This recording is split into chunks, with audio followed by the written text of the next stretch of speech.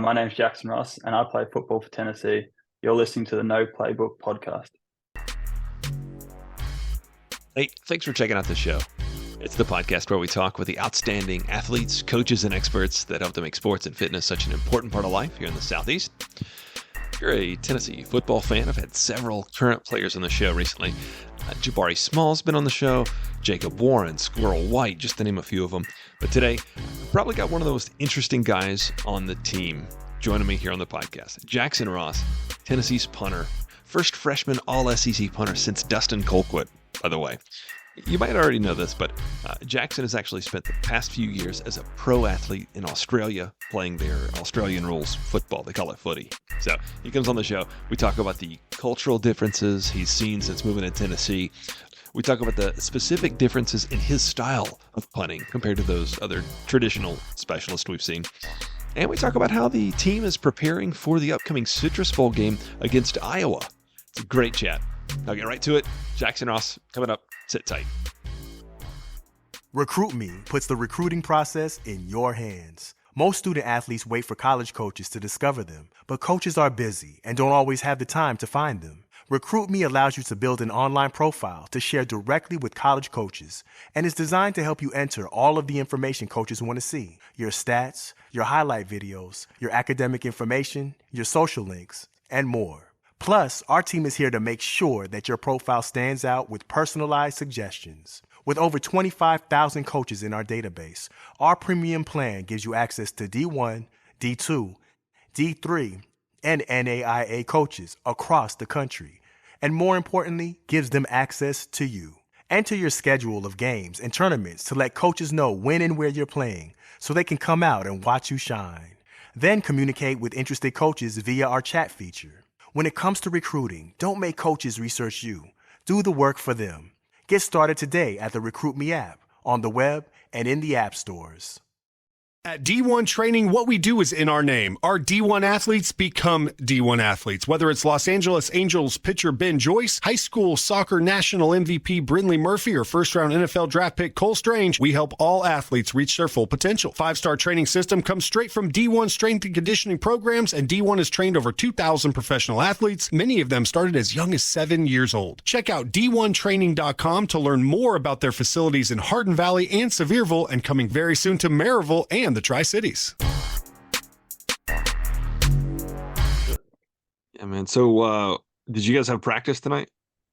No, we had we had something pretty early this morning. Actually, we had a full practice, but it only went for about an hour and a half, so it was pretty low key for me. Exactly. I just held a couple balls and was out of there pretty quick. Yeah, is the specialist you guys have light practices? I mean, at the moment, like it's all relative to like the young guys and stuff like that. So like we don't even have any punt period. We don't have kickoff. We don't have anything. So like we just do our own thing basically. And we're inside today. So fuck, we were warming up out in the ice. The specialists. We got shafted to the outdoor for a bit, but it was pretty low key for us. My roommate all through college was a punter in Tennessee. Mm-hmm. So I wonder if you are the same way. He just all the time, like for 4 years in an apartment at all times, was practicing his drop. Yeah, I can't say I'm that technical with it. I think I've kicked enough balls to know what I need to do. I guess my style's a bit different as well. Like rolling out and stuff, it's not as repetitive. It's sort of, it can just like, it happens on the fly sort of thing. I don't know where people are going to come from and stuff. So it's very natural for me, and I just hope for the best, really. You've got that muscle memory down. I'd hope so at this age, mate. 24 and kicking on. Yeah. So talk about that, I guess, experience. So you come here, you're a freshman technically this year at Tennessee, but you've already spent time as a professional athlete. Yeah, it's a bit different. A lot of us Australian boys sort of come down this pathway. So I got drafted out of high school into the Australian Football League. Sort of kicked away there for 3 years until I got cut, and then I was, I guess, 21, 22 then, and then was looking at what I do next, and had a good friend, Tory Taylor, who's from Iowa. He just won the best punter in the country. I went to high school with him, so he sort of said you'd be silly not to go down to pro kick and have have a go and just see what, you don't have to like commit, but kick the American football and see if you like it and see if you got the leg for it. And sure enough, I did that, and sort of one thing led to another, and a year and a half later I was at Tennessee. So pretty crazy little story, and I guess a lot of the boys are like that, but it's pretty special. So like you skipped that, saying a year and a half later you're at Tennessee. I feel like there's a lot of there's story there. Like how was it Tennessee that you ended up with? So like I joined a program called Pro Kick, which pretty much trains all the Australian punters who come over here. And I think there's more than 50% of the D1 punters are Australian. I think it's almost getting to like 60, 70. So it's a big number. And it sort of works different. You sort of join the program, you just punt, you just like, it's simple as just like punting in lines. Like everyone's there's like 50 lads down there, and it's just like, just working on your craft, and got some good coaches and perfect some things. And then as time goes on, Johnny, who runs the program, he's reaching out to schools. Schools are reaching out to him saying, we want this, and he's saying, we got this, and kind of a best fit scenario for each school. So I guess Coach Eck wanted a, rugby style guy, and we all can do rugby, but like my whole time at Pro Kick was just learning how to spiral. So in Australian football, we kick end over end every ball, and then obviously we've all got like the sort of leg speed and stuff like that, but then to actually perfect the spiral is what I was doing at Pro Kick, and that's kind of what I thought I was going to do forever, like from then on. But I guess we got a different sort of philosophy here, and it seemed to have worked pretty well this year, and hopefully got a lot of improvement left in me as well. What is the difference in the way you strike it to affect it spiral versus end over end? So when you kick end over end, you're pretty much like dropping it and kicking the point of the ball, so it sort of spins backwards. Whereas a spiral, you sort of hold it on a bit of an angle and you hit the belly of the ball. And spiraling is pretty like, you got to perfect the ball to like make it actually like spiral. So it's different because like you could kick the cleanest spiral, and it might be too tight that it'll just go straight down. Like it's just like that. But if you can get to float, that's where you get hang time and stuff. So it's an interesting little, I guess, craft to master. And if you can actually get the ball to float, which is, I mean, a lot of it comes down to luck at the end of the day, a little bit of it, but yeah. How about the Citrus Bowl practices? How does the team look? Yeah, it's going to be a very different team. I think you've seen probably a fair few guys going into the portal. So, I mean, we're definitely confident with what we've got, and it'll be good introducing a few new recruits and stuff like that in the next, I think Friday, early enrollees come in. So it'd be cool to meet some new people and take a few freshmen under the wing and stuff like that. But I mean, we got 3 weeks now until the game. So, I mean, we're looking good, and can't wait to get down to Orlando and hunt in some good weather against a good friend who I mentioned before, Tori at Iowa. So it'd be pretty cool. Yeah. So is he a senior? Yeah, so he's his fourth season, and he's going to declare for the draft after this week's last college game. So pretty cool to go out with him. Well, I hope your buddy gets a chance to punt the ball a lot. Yeah, I know. I'm sure he will. Hopefully, I don't have too many, but they definitely got a pretty good defense. So I'm sure we'll both get our chances. Yeah. What was the game? Was it NFL game recently where there was 0 punts in the whole game? Yeah, I think there was. And then a couple of weeks ago, there was 25 in one game, I think. The Jets versus the Giants or something. There was like 12 and 13. It was crazy. The Panthers have punted the ball. That's my team. And yeah. Bryce Young's having a bit of a hard time, isn't he? Yeah. It's been a little tough. I think it's going to be for a while. Yeah, I know. Now, not asking you to break any news. I'm curious. Are we going to see Joe Milton, do you think? Yeah, I'm sure we are. I mean, he's practicing stuff, so I wouldn't see why not. Okay. But yeah, he's leading his team to win the Citrus Bowl. Sorry. Got it. I didn't know if he was planning on foregoing that since he got his Senior Bowl invite or what. Yeah, no, I think he'll be playing definitely. Cool. Now something that I've kind of heard about with you a lot is your other physical attributes. Like, what is your 40 time? I've heard it's like dash on the Incredibles. I haven't done anything official, but I guess running and stuff. Like in Australia, that's our whole game is running. So I've run a lot and sprinted a lot in my time, and I mean, I don't do it as much here. I'm a bit more probably lazy, but I guess just like growing up playing Australian football's put me in good stead for stuff like fakes and stuff like that. And played a lot of tennis and that growing up. So I think my arm's pretty solid as well, just from that motion, I guess. Yeah. So, I mean, this could be just folklore, but I swear I heard that you run a 4.5. Yeah, it'd be around that. I Okay. can't say any exact numbers because we haven't done it properly, but yeah, So why have we not seen a fake punt? it's not up to me. I mean, I haven't called my own number yet. We'll see. See what happens in Orlando if I just tuck one on the arm if I want to. But So I guess we haven't had many. I'm sure there is scenarios where you could, but it's never up to me, obviously. yeah, I guess there's a chance in the Citrus Bowl, right? Hopefully, I'd love it. Is that something that you practice? Like, is there a play drawn up? Have you practiced like on this one? You're gonna, Jackson's gonna peel off left or whatever. I mean, we always just like mucking around as like to keep that stuff sort of ongoing, I guess, like in periods and stuff like that. But I probably throw more balls than I kick at the moment, so it's just like to fill in time. It sort of goes inside with actually like helping what could actually happen as well. Yeah. Now, a stat that I saw is that you're the first Tennessee punter to get all freshman team since Dustin Colquitt, but his brother, Britton Colquitt, he actually I remember this, his first Florida game, he did call his own number. Really? It was not a called fake punt, and he got the ball, and whatever happened, he thought he had it when he threw a pass, and it fell incomplete. I I've remember actually heard that. Philip Fulmer wanted to wring his neck, but so that Yeah. was a time when a punter did call his own number. Yeah, I think one of the Australian boys did in the NFL yesterday, actually.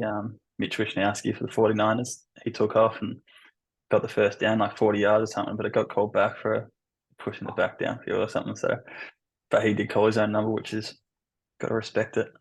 Yeah, yeah. Even if the coach isn't gonna. Yeah, geez. Quick Was it flight home, no come back. right? Was it tough for you to learn American football?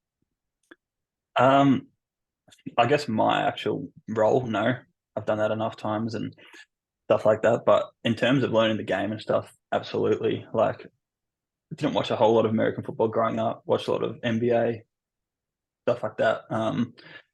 But it's definitely an interesting game, and I've come to enjoy it. I'm watching a lot more NFL these days, and obviously watch college all the time.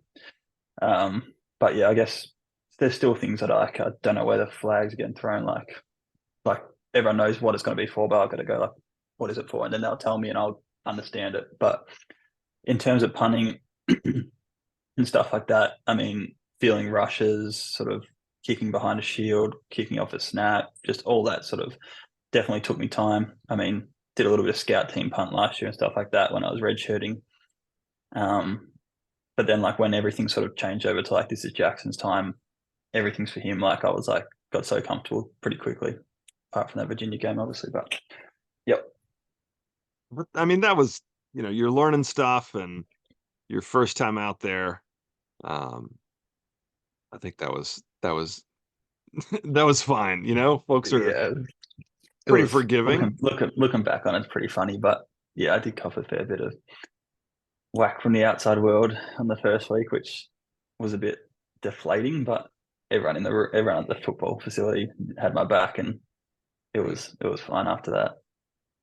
Now I want you to come to D1 sometime with so Turbyville has trained with us for a long time, but when it comes to just all that extra stuff you're talking about with a guy with your skill set, like any kind of speed and agility, and extra strength, like that's specifically what we work with athletes on. But yeah, I'd love for him to bring you down to the facility sometime. Yeah, for sure. I would love to. So, what about when we talk about like working out, or hitting a weight room? Do you have a favorite workout exercise? Well, I say I don't like chin ups, and I don't like all that Olympic lifting we do. I guess like in Australia, like majority of our stuff's like it's a running based sport rather than a strength, I guess. So a lot of the lifts I've never done before, never hang clean, never done any of that Olympic lifting really. Even squats, like we were doing it to pretty high boxes and stuff like that. So like, everything's been pretty new to me I'm not the strongest person, and actually not the most flexible or anything like that. So um, it's just weird, like how punting can translate from different sort of people. I guess like you can have guys that are really strong and that's how they kick. But I think mine comes down to the sort of touch and leg swing power and stuff like that. So it's all relative, but they do a really good job here of sort of tailoring programs to what us kickers need and stuff like that. So when big positions are doing certain exercises, we'll be doing stuff to improve our hip flexor range of motion, stuff like that. Like Schmidt, our head dude, put some crazy stuff out there for us. I mean, hanging with like kettlebells wrapped around our ankles and just crazy stuff that I would never think of, but you can definitely tell it helps. Now you said that like a super high number of D1 punters are Australian. Do Yep. most of them punt with both legs? No, I think I'm probably the only one that actually does it frequently enough. There'd be a few guys out there that could get away with it, I'm sure, like here and there, but um, I mean, I'd probably have the best both way, I guess, in America, I guess, probably.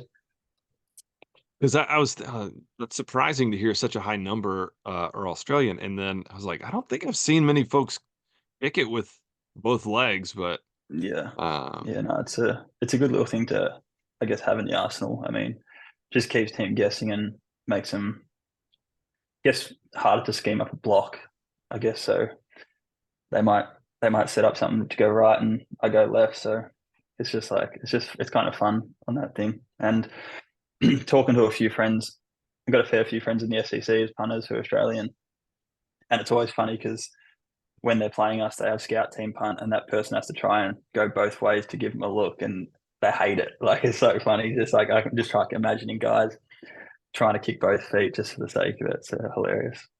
I wonder if that makes special teams almost not even, I don't want to say not even try to block it, but just sit back and like we're just gonna work on, the return instead of sending folks for a block here. Yeah, I think we got pretty similar rush looks for the whole season. Pretty much had to send like sort of two off each edge just to close the kick. And if they don't, then like I'm going to hold the ball. So it's all like goes hand in hand to giving our boys time to get down there and cover the punt. And if they do rush, then I've just got to put it up a bit higher. So like it's all relative, and it's been sort of fun to learn that and feel the rush and understand where they're going to come from and stuff like that. But we definitely did pretty well in terms of limiting returns this season. So that was definitely something to be happy about. Yeah, absolutely. How about culturally? Was it tough at all, or were there things that you loved or hated when you came over here? Yeah, it was definitely tough. I mean, it took me a good couple of months to actually get comfortable. I mean, even probably 6 months, I guess. Like once I moved off campus, I lived in Stokely for the first semester just to get used to everything. And once I got out of there, it sort of become better. I had my own car and stuff like that, and could sort of explore what I guess Knoxville had to offer, rather than sort of just football, dorm, class, football, dorm, class, walk to get food and stuff like that. So, I mean, it definitely did take time and a few things to get used to, but I'm definitely comfortable now. And this season, I had a fair few friends come over and family come over, so that was awesome. And I'll get to go home and after our bowl game as well. So look forward to that. Be great. Uh, who would you say is probably? I was trying to think about it right before you came on. Who's the most famous, or even the best Australian actor? Do you have like a favorite? Um, Hugh Jackman, Okay, so there's Hugh Jackman. There's Nicole of Kidman, course, Heath Ledger. Margot Robbie. Oh, that's right. Yeah, she's Crocodile probably, Dundee. yeah, you got him as well. Did you watch those movies as a kid? I think I did. I mean, I couldn't even tell you what it's about these days, but I'm definitely sure I grew up watching Yeah. that stuff. There's Bluey. Louis? I mean, that's just quality programming. Yeah, it is. As a parent, I can really appreciate Bluey. We watch it and it's just like this is actually hilarious. That's funny. Um, all right, man. So one question I do ask everybody, share with me, and I bet you're gonna have a great one.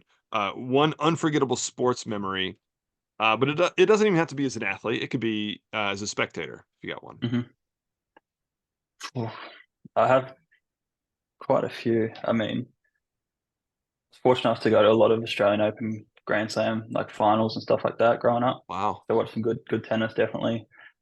Um, I'm going to probably name a few here. I don't know if you don't mind. I won a high school football premiership when I was in my senior year at high school, which is pretty special with my closest mates and stuff like that.